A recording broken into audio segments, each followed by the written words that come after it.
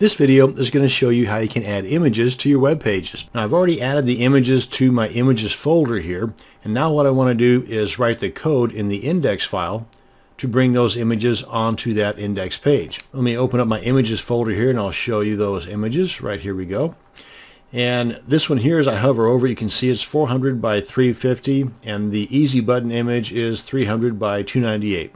Couple of pretty good sized images. Now this is my editor here, and this is the Komodo editor, and what we need now is somewhere between the opening and closing body tag we need to use the image tag, and this is a single tag. In other words, there's not going to be an opening image tag and a closing image tag. It's all kind of wrapped into the same thing.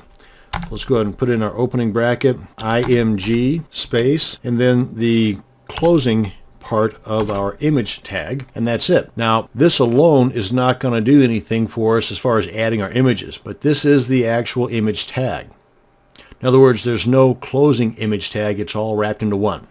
Now then, what I want to do is go ahead and put in a space and use the src attribute, just like it's showing here in the pop-up, and then equals, a couple of double quotes, and in between these double quotes I'm going to put the location of those images. And this easy button, for example, is right here in the images folder, so that's the first thing.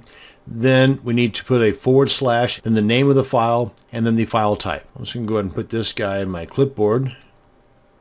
Come on back here, and again it's in the images folder, / and name of the image .jpg, and that's it. That should produce our image. So let me go ahead and save this, and let's preview this, and let's try our Chrome browser, and there's our easy button image. Now that's how you can put the image into your web page. Now there's actually a few other things we can do with this.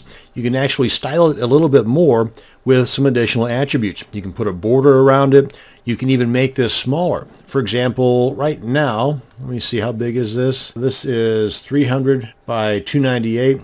Let's knock that down a little bit. Say 150 by 150. That'd be pretty close. And you do that by adding the height and width attributes. So we're going to space HEIGHT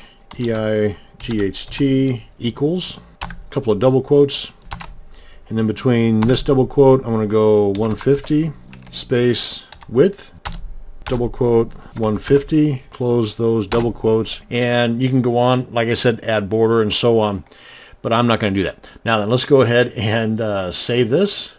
Come on back here and refresh, and there, now it's a much smaller one.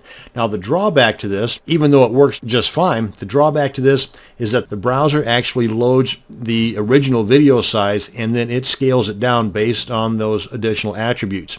So in order to increase the speed of your page loading, instead of having the visitor's browser do all that resizing, I would go ahead and make the image the size you want it to be displayed, rather than having it a large image and then putting in those additional attributes and having the browser do all that heavy lifting. And that's how you can add images to your web pages and even add some additional attributes. In this example, resizing that original image. That's going to bring us to the end of this video. Thanks for watching, and you have a great day.